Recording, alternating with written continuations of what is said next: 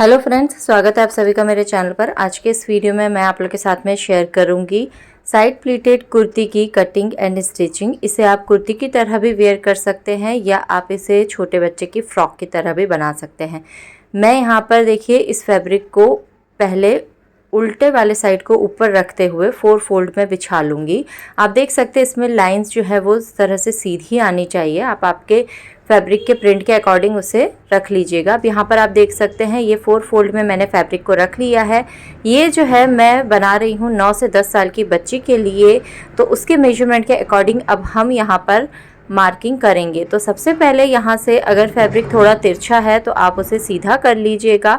अब इसके बाद जितनी भी टोटल लेंथ है उसमें मैं 1 इंच प्लस करते हुए निशान लगा लूँगी। आप अगर नीचे से ज़्यादा फोल्ड करना चाहते हैं तो ज़्यादा ले सकते हैं, 1.5 इंच तक ले सकते हैं, लेकिन क्योंकि मुझे थोड़ा फैब्रिक इसमें से बचाना था इसीलिए मैंने सिर्फ 1 इंच फैब्रिक जो है एक्स्ट्रा लिया। अब यहाँ पर 5.5 इंच पर शोल्डर का मैं निशान लगा लूँगी और आर्म होल का निशान लगाऊंगी मैं 6 इंच पर। थोड़ा सा लूज़ जो है उन्हें चाहिए है इसीलिए। अब यहाँ पर सीधी हम एक लाइन बना लेंगे इस तरह से और उसके बाद में फिटिंग का निशान हम लगा लेंगे। तो जितना भी आपका चेस्ट है उसका चौथा भाग आपको लेना है। तो जैसे कि यहाँ पर चेस्ट है 26 इंच, उसका चौथा भाग हो जाएगा 6.5 इंच। 6.5 इंच में हाफ इंच प्लस कर लेंगे तो हो जाएगा 7 इंच। तो यहाँ पर 7 इंच पर एक निशान मैं बना लूँगी। इस तरह से आप हाफ इंच लूजिंग ऐड कर लीजिएगा और 1 से 1.5 इंच हम मार्जिन ले लेंगे। अब इसके बाद में हम वेस्ट का निशान लगाएंगे। तो वेस्ट का निशान मैं लगाने वाली हूँ 11.5 इंच पर और उसके बाद में हम वेस्ट राउंड का निशान लगाएंगे। तो यहाँ पर भी आपका जितना भी वेस्ट राउंड है उसका चौथा भाग लेके हाफ इंच आपको प्लस करना होगा। तो यहाँ पर वेस्ट राउंड है 22 इंच, उसका चौथा भाग हो जाएगा 5.5 इंच और उसमें हाफ इंच ऐड करेंगे तो हो जाएगा 6 इंच। इस तरीके से निशान हमें लगा लेना है और 1.5 इंच मार्जिन हम एक्स्ट्रा यहाँ से ले लेंगे। 1.5 इंच 2 इंच जो भी आप लेना चाहें आप उतना ले सकते हैं। यहाँ पर हम इस तरह से इन निशानों को मिला लेंगे। अब इसके बाद में यहाँ पर नेक की विड्थ का निशान हम लगाएंगे। तो मैं 2.25 इंच पर नेक विड्थ रखने वाली हूँ। हाफ इंच हम यहाँ से शोल्डर डाउन करेंगे और नेक विड्थ को जहाँ हमने शोल्डर डाउन किया उससे मिला लेंगे। अब 1 इंच पर मैं बैक आर्म होल के लिए निशान लगाऊंगी। अब यहाँ से आर्म होल का हम सेंटर पॉइंट लेंगे और अब इन तीनों निशानों को इस तरह से हमें शेप देते हुए मिला लेना है। तो ये हमारा बैक आर्म होल का शेप लग जाएगा। अब इसके बाद में यहाँ से 1 इंच पर हम निशान लगाएंगे और अब यहाँ से हमें इस तरह से शेप देना है इस 1 इंच वाले पॉइंट से। तो ये हमारा फ्रंट आर्म होल का निशान जो है ये इस तरह से लग जाएगा। अब हमें करनी है इसकी कटिंग। कटिंग करने से पहले यहाँ पर नेक की लेंथ का निशान लगाऊंगी जो कि मैं 4 इंच पर रखने वाली हूँ। फ्रंट नेक की लेंथ, बैक नेक की मैं इससे भी कम रखने वाली हूँ। तो यहाँ पर आप चाहे कोई भी शेप दे सकते हैं। मैं हल्का सा कर्व देते हुए वी शेप यहाँ पर रखने वाली हूँ इस तरह से। अब जहाँ पर हमने वेस्ट का निशान लगाया था वहाँ से आप 2.25 या 2.5 इंच ले सकते हैं, यहाँ पर निशान लगाएंगे। अब इसके बाद में मैं यहाँ से इसकी कटिंग कर लूँगी। तो यहाँ पर आप देखिए आर्म होल वाले साइड से मैंने कट कर लिया है। अब हमें इस लाइन को भी यहाँ तक कट करना है जहाँ तक हमने निशान लगाया था वहाँ तक। तो इसे भी मैंने कट कर लिया है। अब एक पार्ट को मैं अलग कर लूँगी और जो फ्रंट आर्म होल है उसकी कटिंग भी मैं कर लूँगी। इसी के साथ में मैं यहाँ पर जो फ्रंट नेक है उसे भी कट कर लूँगी और इसके बाद में हम बैक पार्ट लेंगे और बैक पार्ट पर हमें नेक की मार्किंग करनी है। तो नेक की जो विड्थ है वो मैं 2.25 इंच ही रखने वाली हूँ और इसकी जो लेंथ है वो मैं 3 इंच रखूँगी और सिंपल राउंड नेक जो है मैं बनाने वाली हूँ। बैक नेक भी कट कर लेंगे और अब मैंने देखिए यहाँ पर इन दोनों पार्ट्स को इस तरह से रख लिया है। यहाँ पर आप देख सकते हैं कटिंग इस तरीके से हुई है। उस साइड में जो है जुड़ा हुआ है तो वहाँ से भी मैं उसे कट कर कर दोनों पार्ट्स को अलग अलग कर लूँगी।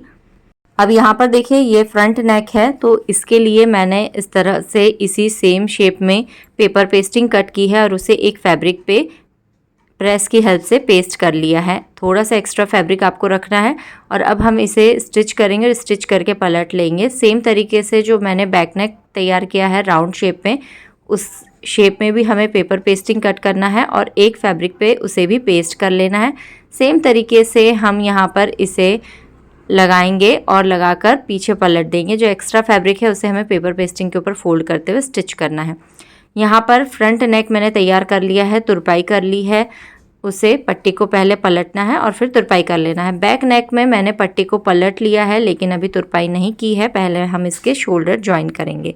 शोल्डर ज्वाइन करने से पहले मैंने यहाँ पर ले ली है लेस और इसे मैं इसमें लगाने वाली हूँ। इस कुर्ती को या फ्रॉक कह लीजिए, इसे मैं अंगरखा स्टाइल में बनाऊंगी। तो यहाँ से देखिए पहले मैं इस तरह से लेस लगा लूँगी इस तरफ में और फिर इस तरफ में जब मैं लगाऊंगी तो इसे मुझे नीचे तक स्टिच करना है जैसे कि हम अंगरखा कुर्ती में करते हैं। तो यहाँ पर मैंने एक निशान बना लिया है। यहाँ से इतनी दूरी पर आप अंदाजे से ले सकते हैं या फिर यहाँ पर देखिए मैंने 2.5 इंच की दूरी पर जो है ये निशान लगाया है। 2.5 इंच पर एक निशान लगा लिया है और जो फिटिंग है मेरी यहाँ तक आएगी। तो ये जो लेस है यहाँ पर 1 इंच की दूरी से हमें लगानी है, जहाँ पर आपका फिटिंग का निशान आएगा उससे 1 इंच की दूरी से, ताकि वो देखने में अच्छी लगे। अब यहाँ पर मैंने बैक पार्ट ले लिया जिसका कि नेक मैंने तैयार कर लिया है और यहाँ पर देखिए जहाँ हमने निशान लगाया था, जहाँ तक हमने कट किया था वहाँ पर हमें डालनी है प्लीट्स। तो यहाँ पर भी बैक पार्ट में भी देखिए दोनों साइड में कट्स है, तो दोनों साइड में हमें प्लीट्स बनानी होगी और फ्रंट साइड में भी दोनों साइड हमें प्लीट्स बनानी होगी। तो यहाँ पर जो प्लीट्स है उसका फेस सेंटर की तरफ होगा। तो इस तरह से आपको प्लीट्स बनानी है, जितनी भी आपकी यहाँ पर प्लीट्स बनती हैं उतनी। और यहाँ पर देखिए एक्स्ट्रा फैब्रिक है तो एक और प्लीट बन सकती है, तो एक और प्लीट हमें बनाना है और इसे इसके टॉप पार्ट के बराबर लाना है। सेम तरीके से हमें दूसरे वाले साइड में भी प्लीट्स डालनी है और इन प्लीट्स का जो फेस होगा वो सेंटर की तरफ होगा। तो सेंटर की तरफ फेस करते हुए हमें दोनों साइड की प्लीट्स जो है बनानी है। जितनी भी प्लीट्स बनेगी हमें उतनी प्लीट्स यहाँ पर बनानी होगी। तो जैसा कि मैंने कहा फ्रंट पार्ट में भी और बैक पार्ट में भी, तो मैं आपको यहाँ पर बता रही हूँ, आप इसी तरीके से इसे स्टिच कीजिएगा। बहुत ही ट्रेंडी कुर्ती है ये, आप बड़ों के लिए, छोटों के लिए, किसी के लिए भी बना सकते हैं। तो अब देखिए आप, मैंने यहाँ पर फ्रंट पार्ट में ये जो लेस है ये अटैच कर ली है और यहाँ पर ये प्लीट्स भी मैंने बना ली है। फ्रंट पार्ट में भी बना ली है और बैक पार्ट में भी बना ली है और इनका भी जो फेस है वो सेंटर की ही तरफ मैंने रखा हुआ है इस तरीके से। और अब यहाँ पर देखिए यहाँ आपको लेस अटैच करनी है। आप चाहे तो सिर्फ इतने ही पार्ट में अटैच करते हैं जहाँ पर कि उसकी स्टिचिंग दिख रही है, लेकिन मैं इसे एक बेल्ट की तरह पूरे कमर पर स्टिच करने वाली हूँ। यानी जो वेस्ट राउंड है पूरे में ही मैं इस लेस को अटैच करूँगी ताकि ये एक बेल्ट की तरह लुक दे।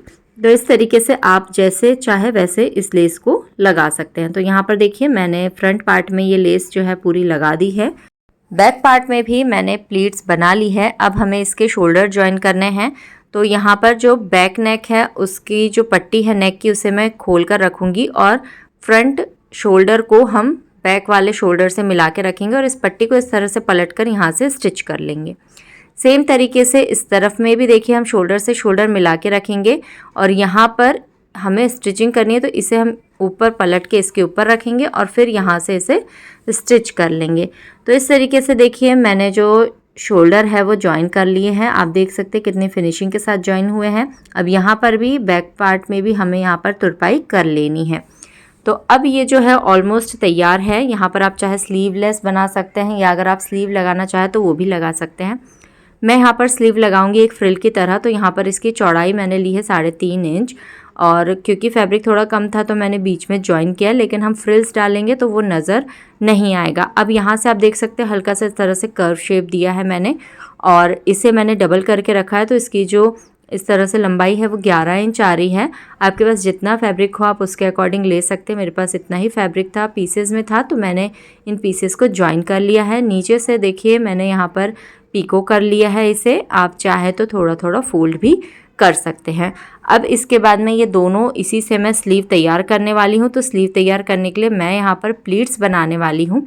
तो यहाँ से बिल्कुल कॉर्नर से हम प्लीट्स बनाना स्टार्ट करेंगे। जो आपका आर्म होल राउंड आया है उसी के अकॉर्डिंग आप इसमें प्लीट्स डालिएगा। तो यहाँ पर देखिए मैं दोनों ही स्लीव में इस तरह से प्लीट्स बना लूँगी और प्लीट्स बनाकर मैं इन स्लीव को तैयार कर लूँगी। तो यहाँ पर आप देख सकते हैं कि एक स्लीव मैंने इस तरह से तैयार कर ली है। सेम तरीके से हम दूसरी स्लीव को भी तैयार कर लेंगे और फिर उसके बाद में हम हमारी कुर्ती में अटैच कर लेंगे। तो यहाँ पर मैंने इसे अटैच कर लिया है और आप देख सकते हैं कि ये कितनी अच्छे लग रही है। पहनने के बाद ये और भी ज़्यादा ब्यूटीफुल लगती है। तो यहाँ पर अब हमें इसकी फिटिंग करनी है।